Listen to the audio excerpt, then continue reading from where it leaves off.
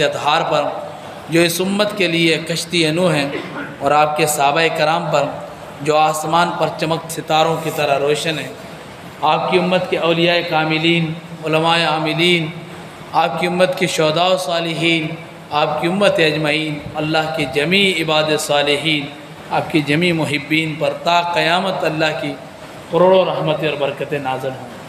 حمد و ثنا کے بعد محترم سامعین و ناظرین، السلام علیکم ورحمۃ اللہ وبرکاتہ۔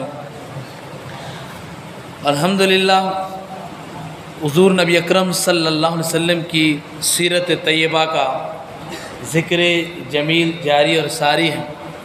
گزشتہ جمعۃ المبارک میں یہاں تک آپ کے سامنے بیان کیا تھا کہ حضور نبی اکرم صلی اللہ علیہ وسلم نے ایک جنگ کے بعد، عربوں میں ایک جنگ ہوئی اور اس کے بعد ایک معاہدہ ہوا، جس معاہدے کو حلف الفضول کے نام سے یاد کیا جاتا ہے، اور اس معاہدے کے نقاط میں جو اہم بات تھی وہ یہ تھی کہ ہم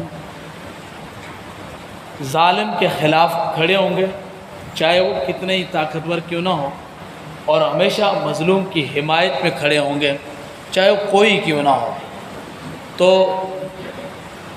مظلوم کی حمایت اور ظالم کے سامنے ڈٹ جانے کا یہ معاہدہ تھا۔ تو حضور نبی اکرم صلی اللہ علیہ وسلم نے، آپ اس معاہدے کے شریک تھے، اس معاہدے میں آپ شامل ہوئے، اور اس معاہدے پر حضور صلی اللہ علیہ وسلم کو اتنی خوشی تھی، اتنا فخر تھا کہ آپ فرمایا کرتے تھے کہ کوئی آدمی مجھ سے یہ کہے کہ تم 100 سرخ اونٹنیاں لے لو اور اس معاہدے میں نہ شامل ہو، اس معاہدے سے دستبردار ہو جاؤ، فرمایا میں 100 اونٹنیاں چھوڑ دوں گا لیکن اس معاہدے کو کبھی نہیں چھوڑوں گا، اس کی پاسداری کو کبھی نہیں چھوڑوں گا۔ تو اس سے حضور صلی اللہ علیہ وسلم کا جو مزاج مبارک ہے وہ معلوم ہوتا ہے کہ آپ کا مزاج کتنا امن والا تھا۔ آپ امن کو چاہتے تھے، آپ سلامتی کو چاہتے تھے، آپ ظلم کے خلاف تھے اور مظلوم کے حامی تھے۔ مر جائیں گے، ظالم کی حمایت نہ کریں گے، ترک کبھی احرار روایت نہ کریں گے۔ تو آپ ظالم کی مخالفت میں اور مظلوم کی حمایت میں کھڑے ہونا، یہ سیرت النبی صلی اللہ علیہ وسلم کا اہم باب ہے۔ مسلمان حضور کا کلمہ پڑھنے والے وہ ہمیشہ یاد رکھیں کہ حضور کی سیرت کا ایک پہلو یہ ہے کہ دو لوگ لڑ رہے ہیں تو ساتھ کس کا دینا ہے؟ کیا جو طاقتور ہے اس کا ساتھ دینا ہے، جو اقتدار میں ہے اس کا ساتھ دینا ہے، یا جس کے پاس شان و شوکت زیادہ ہے اس کا ساتھ دینا ہے؟ ساتھ دینے کا معیار کیا ہونا چاہیے؟ تو حضور صلی اللہ علیہ وسلم کی سیرت طیبہ نے ہمیں بتایا کہ ساتھ دینے کا معیار وہ یہ ہے کہ دیکھو کہ ظالم کون ہے اور مظلوم کون ہے۔ جو مظلوم ہے اس کا ساتھ دینا، مظلوم کو ظالم کے ظلم سے نجات دلانی ہے، ظالم کے مقابلے میں کھڑا ہونا ہے۔ یہی سیرت النبی صلی اللہ علیہ وسلم کی خوبصورت جھلکی ہے، اور وہ بھی آپ کی زندگی کے اوائل کے اندر، اور حضور کا اس کو اس قدر اہمیت دینا۔ یہ جو اونٹنیوں کی مثال آپ دیکھتے ہیں، عموماً جو روایات اور احادیث میں بات آتی ہے تو اونٹ کی زیادہ مثال دی جاتی ہے۔ اس کی وجہ کیا ہے؟ اونٹ عربوں کا محبوب ترین مال ہے، عرب کو اونٹوں سے بڑی محبت ہوتی تھی، تو وہ یہ ان کا سب سے قیمتی سرمایہ تھا۔ تو اس کا لب لباب یہ ہے کہ مجھے کوئی قیمتی ترین مال، دنیا کی اعلیٰ سے اعلیٰ دولت اگر میرے سامنے پیش کریں تو مجھے وہ قبول نہیں ہوگی، مجھے یہ قبول ہوگا۔ فرمایا 100 سرخ اونٹنیاں کوئی دے اور کہے کہ اس معاہدے سے پیچھے ہو جاؤ، تو میں اس معاہدے سے پیچھے نہیں ہوں گا، کیونکہ اس معاہدے میں بات ہے امن کی۔ کس کی بات ہے؟ امن کی، سلامتی کی، اور اس معاہدے میں بات ہے مظلوم کی حمایت کی اور ظالم کے ظلم کو روکنے کی۔ رہتی دنیا تک کے لوگوں کے لیے چیلنج ہے، خاص طور پر مستشرقین کے لیے، اہل مغرب کے لیے، کہ تاریخ کے اوراق کو پلٹ پلٹ کر لاؤ اور پھر دکھاؤ ہمیں دنیا کے اندر کوئی ایسا امن پسند جو میرے محبوب جتنا امن پسند ہو۔ بھئی یہ بات تو نہیں بنتی کہ آپ ایٹم بم بناؤ اور پھر ایٹم بم بھی بنانے کے بعد اس کا استعمال بھی تم کر دو جاپان کے شہر ہیروشیما پر، اور پھر افغانستان، عراق، شام، دنیا میں جتنے فساد ہیں وہ تمہاری وجہ سے ہیں۔ تم نے جگہ جگہ پر فساد برپا کیے ہوں اور تم کہو کہ ہم انسانیت کے چیمپئن ہیں، ہم انسانیت کے حقوق کے علم بردار ہیں، اور کلمہ پڑھنے والے دہشت گرد ہیں، اور پیغمبر اسلام کے خاکے معاذ تم اس بنیاد پر بناؤ، استغفر اللہ معاذ اللہ، دہشت گردی سے تعبیر کرنے کے لیے، تو یہ تو کوئی انصاف کی بات نہیں نا۔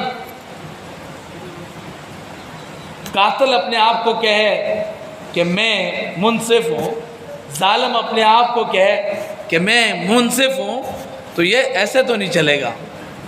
میرے حضور نبی اکرم صلی اللہ علیہ وسلم کی سیرت کے ان بابوں کو پڑھ کر تو دیکھو کہ حضور نے اپنی زندگی کے کس زمانے کے اندر کیسے معاہدے کے اندر آپ شریک رہے اور ساری زندگی اس معاہدے پر فخر کیا۔ یہ حضور کی تعلیمات ہیں۔ ہمارے ہاں بھولے بھالے لوگ ہیں جن کو امریکہ کی ترقی نظر آتی ہے، لیکن مسلمانوں کی ترقی نظر نہیں آتی۔ ذہن غلاموں والا نا، جب غلاموں کا ذہن غلامانہ بن جائے نا تو پھر ان کو جن کو وہ آقا مانتے ہیں ان کے کاموں میں ترقیاں نظر آتی ہیں، اپنے کاموں میں ترقیاں نظر نہیں آتی۔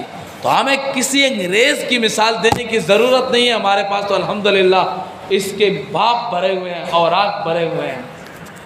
حضور نبی اکرم صلی اللہ علیہ وسلم اس معاہدے کے بعد، اس معاہدے کو حلف الفضول کہا جاتا ہے۔ تو حلف الفضول کیوں کہتے تھے؟ اس معاہدے میں جو لوگ شریک تھے نا، زیادہ تر ان کا نام فضل تھا۔ کیا تھا؟ زیادہ تر فضل نام کے زیادہ لوگ تھے، تو اس وجہ سے اس معاہدے کو نام بھی حلف الفضول کے نام سے دیا گیا۔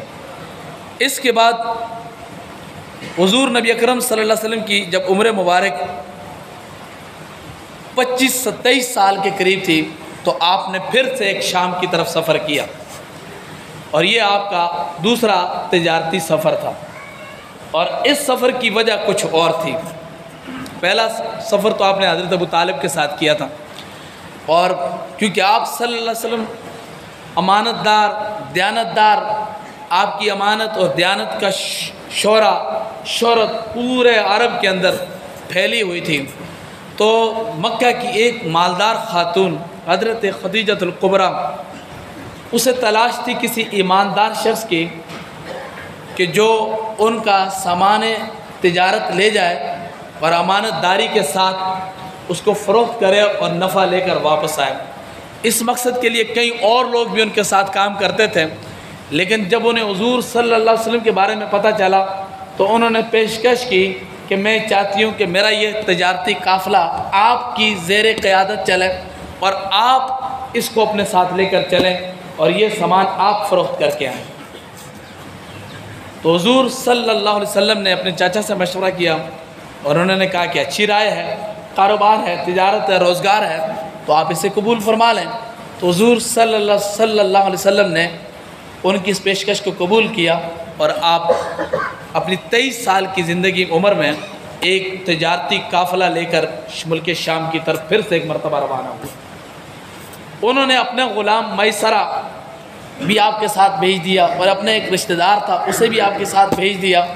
ان کو بھیجنے کا مقصد تھا آپ کی خدمت خاطر کرنا، آپ کی ضروریات کو پورا کرنا، اور آپ کو بھیجنے کا مقصد یہ تھا کہ آپ ان کی جو مال تجارت ہے اس کے اندر تجارت کریں۔ حضور صلی اللہ علیہ وسلم جب آپ پھر شام پہنچے تو ایک درخت کے نیچے آپ نے جا کر ملک شام میں پہلے ایک درخت کے نیچے پڑاؤ ڈالا، اور یہ درخت ایک نستورہ راہب تھا، اس راہب کی خانقاہ کے قریب تھا۔ جب آپ نے وہاں پڑاؤ ڈالا اور یہ میسرہ اور وہ ساتھ میں ایک عزیز تھے، جب ان کی ملاقات ہوئی تو اس راہب نے پہلا ہی سوال یہ کیا قافلے والوں سے کہ یہ بتاؤ کہ یہ کون ہے؟ تو انہوں نے کہا یہ ایک قریش کے خاندان قریش کے ایک چشم و چراغ ہے، امانت دار ہیں، اس لیے اس مال کی مالکن نے انہیں منتخب کیا اور بھیجا ہے۔ اس نے کہا کہ میں اپنے علم کی معلومات کے مطابق جہاں تک جانتا ہوں کہ اس درخت کے نیچے سوائے پیغمبر کے کوئی دوسرا نہیں بیٹھتا. یعنی کئی لوگ آئے ہوں گے اس درخت کے نیچے کسی نے پڑاؤ نہیں کیا، لیکن حضور نے اس درخت کے نیچے پڑاؤ ڈالا. تو اس نے وہیں کہہ دیا، اس کو چند نصیحتیں کی کہ اگر تمہیں اللہ زندگی نصیب کرے اور ان کا ساتھ ہو تو ہمیشہ ساتھ دینا. مجھے بھی اللہ نے زندگی دی، وہ موقع آیا، اگر اعلان نبوت ہماری زندگی میں ہوئے تو ہم خود بھی حاضر ہوں گے، ایمان بھی لائیں گے، لیکن اس کے اندر اللہ کے آخری نبی ہونے کی پوری علامتیں موجود ہیں. حضور نبی اکرم صلی اللہ علیہ وسلم نے حضرت خدیجۃ الکبریٰ کا سارا سامان فروخت کیا اور ایک شاندار نفع کے ساتھ آپ واپس ہوئے. تو واپس میں اس سارے راستے میں میسرہ نے بہت کچھ دیکھا، بڑی عجیب و غریب حالات بھی دیکھے، واقعات بھی دیکھتے، معجزات بھی دیکھے، حضور کی تجارت کو بھی دیکھا، امانت داری، دیانت داری، صبر، استقامت. یعنی انسان کہتے ہیں نا کوئی راہ پہ جانے تو کوئی واہ پہ جانے. جب واسطہ ہوتا ہے تو تب انسان کو پتہ چلتا ہے کہ یہ آدمی کیسا ہے. کسی راستے پر چلو تو پھر پتہ چلتا ہے کہ راستہ کتنا کھٹن ہے اور یہ کتنا سفر دور ہے. تو یہ تو اب حضور صلی اللہ علیہ وسلم کی سیرت سے جتنا واقف اس وقت میسرہ تھا شاید کوئی دوسرا نہ ہو سکے. تو وہ واپس گئے. حضرت خدیجۃ الکبریٰ اپنے قافلے کی انتظار کر رہی تھیں کہ ایک دن ایسے ہی انتظار کے ساتھ ہی قافلہ آیا اور وہ پہاڑی کی بالان پر دیکھ رہی تھی. تو قافلے کو واپس میں دیکھا اور حضور بھی ساتھ ہیں دیکھا. اس وقت اس نے دیکھا کہ ایک بادل ہے جو مسلسل حضور کی ذات پر سایہ کیے جا رہا ہے. حضور کے ساتھ ساتھ جس طرف آپ چلتے ہیں وہ اس طرح چلتے ہیں. اور جب واپس پہنچے تو حضرت میسرہ نے سارا واقعہ، حالات سفر، تجارت، وہ نستورہ رائب کی باتیں ساری کچھ حضرت خدیجۃ الکبریٰ سے سنا کے سامنے بیان کر دی. تو جب انہوں نے دیکھی تو ان کے دل میں حضور صلی اللہ علیہ وسلم کے بارے میں بہت ساری عقیدت اور محبت جمع ہو گئی. وہ پہلے بھی جانتی تھی کہ یہ صادق اور امین ہیں، لیکن اب جو واقعات سنائے گئے تو وہ ان کے دل میں حضور اور بھی زیادہ حضور کے لیے محبت پیدا ہوگی، عقیدت پیدا ہوگی. اب کچھ ہی لمحات، کچھ ہی دنوں کے بعد انہوں نے حضور نبی اکرم صلی اللہ علیہ وسلم کے لیے نکاح کے حوالے سے بھی سوچ و بچار شروع کر دی. وہ عرب کی ایک مالدار خاتون تھی اور آپ جانتے ہیں کہ مالدار کے ساتھ شادی کرنے کا ہر کوئی خواہش مند ہوتا ہے. اور وہ بیوہ تھی، اس سے پہلے ان کی 2 شادیاں ہو چکی تھی، دونوں شوہر فوت ہو چکے تھے. شرفائے عرب نے نکاح کی پیشکش کی تھی، عمر کی 40 سال کی تھی، لیکن اب انہوں نے کہا بس اب مزید ضرورت نہیں ہے، 2 شوہر فوت ہو گئے، اللہ نے اولاد بھی دی 2 شوہروں سے، مال بھی دیا، دولت بھی دی ہے، کسی کے محتاج نہیں ہوں. تو اب فیصلہ کر لیا کہ اب میں نکاح نہیں کروں گی. لیکن جب حضور صلی اللہ علیہ وسلم کے آپ کے اوصاف حمیدہ، آپ کی عادات مبارکہ اور آپ کے بارے میں جب وہ سوچنے لگی تو انہوں نے ایک مرتبہ پھر سے یہ تہیہ کر لیا اور پھر انہوں نے اپنے خاص ایک خاتون کے ذریعے پیغام پہنچایا کہ اگر آپ صلی اللہ علیہ وسلم اس بات کو پسند کریں نکاح کرنا تو خدیجۃ الکبریٰ آپ سے نکاح کرنا چاہتی ہیں. آپ صلی اللہ علیہ وسلم نے اپنے چاچا سے مشورہ کیا، اپنے خاندان کے لوگوں سے، تو انہوں نے کہا کہ ایک اچھی تجویز ہے، ایک اچھا مشورہ ہے، اگر آپ پسند کرتے ہیں تو اچھی بات ہے. اور پھر یوں 25 سال کی عمر میں حضور نبی اکرم صلی اللہ علیہ وسلم کا نکاح حضرت خدیجۃ الکبریٰ کے ساتھ ہو گیا. خواجہ ابو طالب نے حضور کے نکاح کا خطبہ پڑھا، اور یہ خطبہ کیا تھا؟ یہ نعت مصطفیٰ تھی. انہوں نے اپنے سارے خطبے کے اندر حضور کے اوصاف بھی بیان کیے. میرا بھتیجا ایسا ہے، ایسا ہے، ایسا ہے، امانت داری، دیانت داری. اور پھر جواب میں حضرت خدیجۃ الکبریٰ کے بھائی